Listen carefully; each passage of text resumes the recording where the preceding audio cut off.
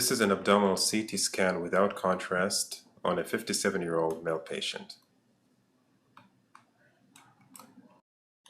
Both kidneys are large and demonstrate well-defined hypodense abnormalities.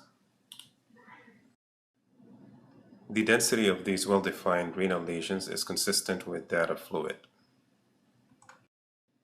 In addition to the kidney abnormalities, there are similar lesions that involve the liver. There are non-related calcific gallstones, and the pancreas appears normal. So numerous variably sized fluid-containing cysts involve both kidneys and liver. The best way to approach this case is to think about causes of renal cystic disease. Simple cortical renal cysts are commonly seen, however, they're usually few in number. And with simple renal cysts, the kidneys are not enlarged, the liver and other organs are not involved, and the patient is typically asymptomatic. Another cause of bilateral renal cysts would be that of chronic renal failure. However, this is not the case here, since with chronic renal failure, you'd have the opposite appearance of atrophic and small kidneys. Multiple bilateral renal cysts may be seen with neurocutaneous syndromes.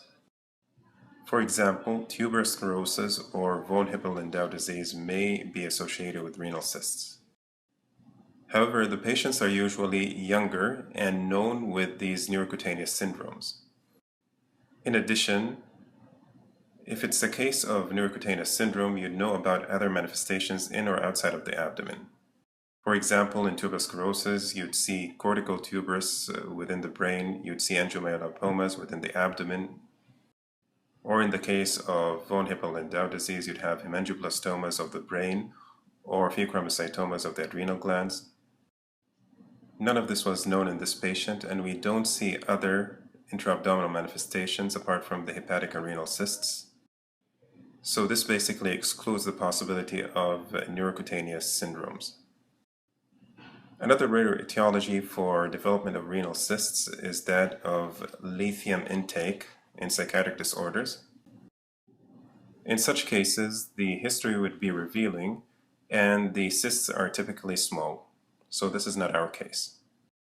Another rare etiology of bilateral renal cysts is that of medullary cystic renal disease, which is a rare pediatric disease that is associated with normal to small kidneys. So this is not the case here as well.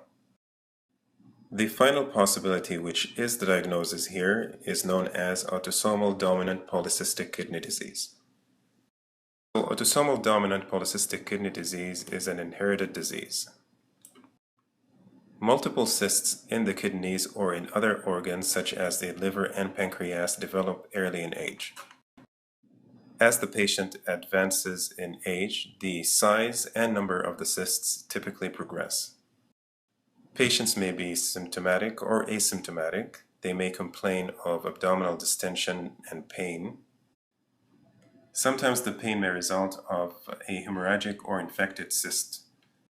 Here is a good example in the liver. We agreed that the cysts are low in density, consistent with fluid. However, this cyst here is more complex in density. So this here is a hemorrhagic cyst, and such changes may induce pain. What's even a more important presentation of this disease is the progression into renal dysfunction. About half of these cases would end up with dialysis by the age of 50 and 60. So this is an important diagnosis to make, and as you see here, the patient did not receive contrast because of his renal dysfunction. Another important implication is that other organs may be involved by significant disease. This includes cardiac dysfunction due to valvular abnormalities and brain aneurysms. A third important implication is that this is, as we said, is an autosomal dominant disease, so you should screen the family. This was a good case to discuss the differential diagnosis of multiple bilateral renal cysts. When approaching such a differential diagnosis, consider the size of the kidneys, involvement of other organs, and the patient's presentation. Autosomal dominant polycystic kidney disease is associated with an increased kidney size. This is in comparison to most other differential diagnoses where the kidneys are normal or decreased in size. Another thing that we learned from this case is that diagnosis the patient with this condition is very important. Since those patients commonly progress into renal failure, you have to screen the family and you have to check other organs. Thank you for watching. Your comments and interaction would be really appreciated. More cases later. This is a CT head on a 54-year-old male patient.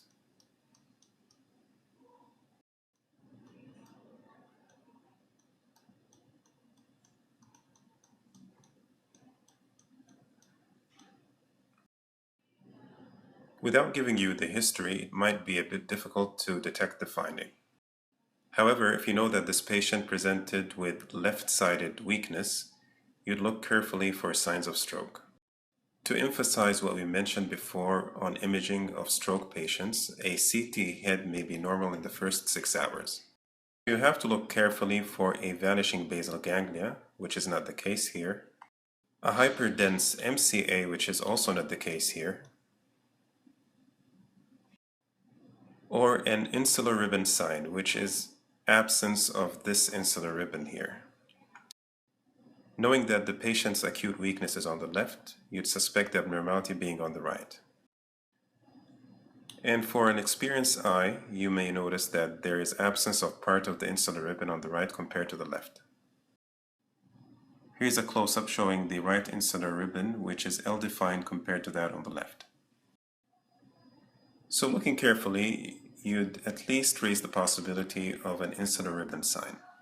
Another observation is to look for ill definition between the cortex, which is this, and the underlying white matter, which is this. The cortex is well maintained on the left side, however, you'd wonder if it's lost on the right. Add to that, you may see signs of early mass effect in the form of effacement of the saw side. This is a normal sulcus here, compared to some effacement and absence of the sulci in some regions on the right. So another confirmative sign is that you have loss of gray-white matter differentiation and sulcal effacement on the right. You could appreciate how these signs are very subtle. The reason I'm showing you this case is to do something to make it easy. As you know, we have different windows to look at various structures, and this is a soft tissue window showing the brain. This is standard in viewing brain images.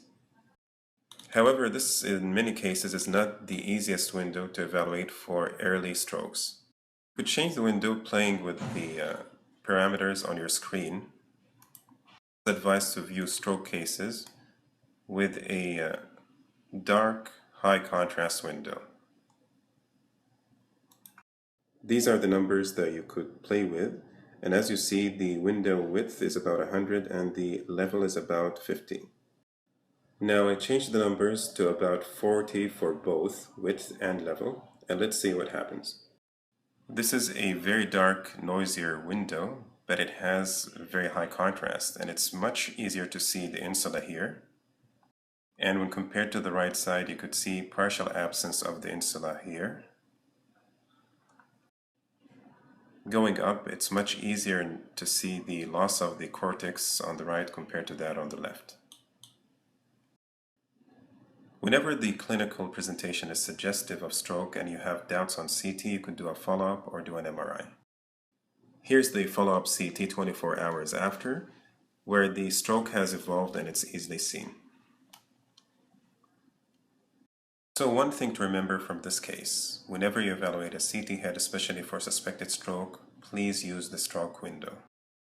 To remember the numbers for the stroke window, it's about a width of 40 and a level of 40 as well. That's what I call the 40/40 stroke window.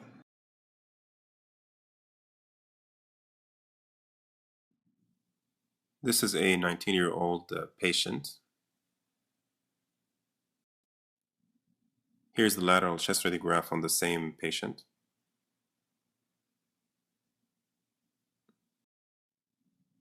The abnormality is seen in the left lower lung.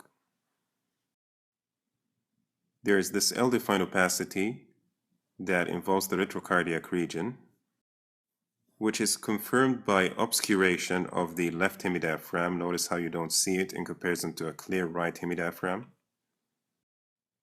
There are a few other features that tell you that this abnormality is not pure consolidation. First of all, the patient is well centered in this chest X-ray. Despite of that, the heart is not in a normal position. Notice how most of the cardiac opacity is deviated to the left side. Also notice how the left hilum is depressed.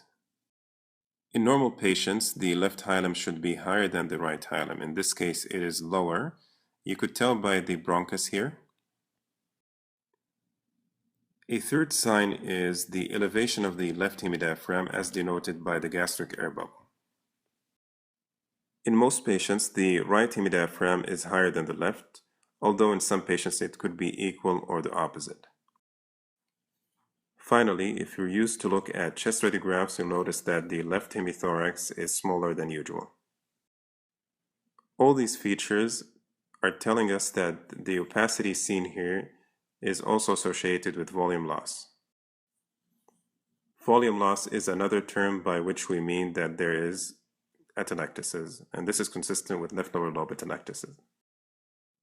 Now, the beauty of a lateral chest X-ray is that it confirms what you thought about on the frontal radiograph. Now you're definite that there is an opacity that involves the left lower lobe. You could also see how the opacity obscures part of the left hemidiaphragm as compared to the fully seen right hemidiaphragm. It's even more clear on the lateral how the left hemidiaphragm is elevated with elevation of the gastric air bubble. Now you're sure you have left lower lobe collapse. There are several causes for left lower lobe collapse. However, in an adult patient, you have to exclude any plastic process. By that I mean either an extrinsic lesion compressing the airway or something arising from the airway itself.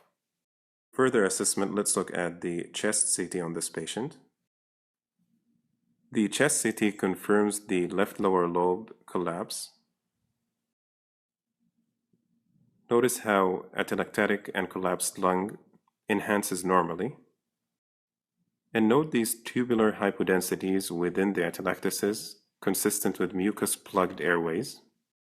Here's an uppercut showing a mucus-plug dilated airway, and this tells you that there is a proximal obstruction. The cause of obstruction is clear on this CT as this well-defined, homogeneously enhancing lesion. In general, if you see a central neoplasm in an adult patient, make sure it's not lung cancer. Although there are exceptions to the rule, lung cancers are common in older patients who are smokers. This patient, however, is a non-smoker who's young, about 18 or 19 years old. In a young patient, you have to consider the possibility of carcinoid.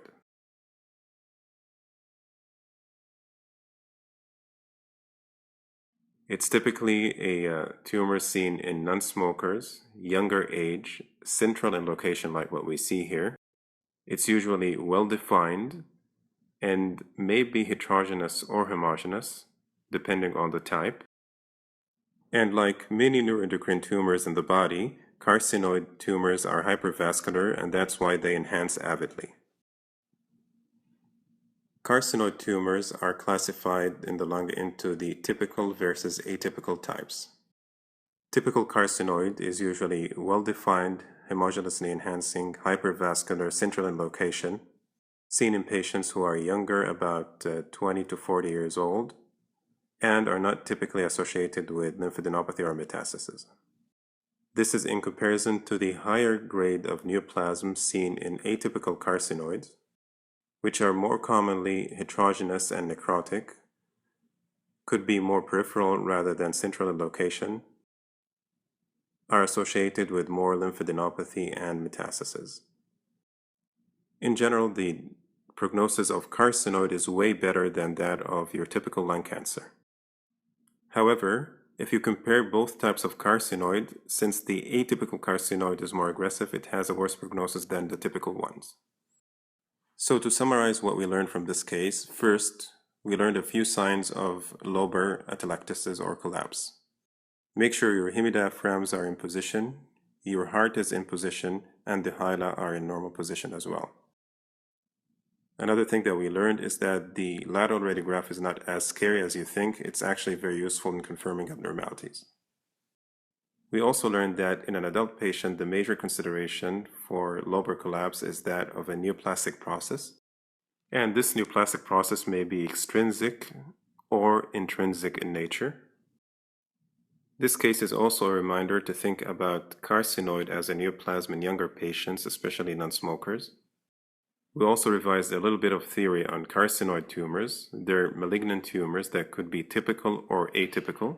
Typical carcinoids are more central, hyper-enhancing, homogeneous, not associated with lymphadenopathy or metastasis, and seen in younger patients. This is compared to the atypical type, which is seen in older patients, usually 50 to 60 years old.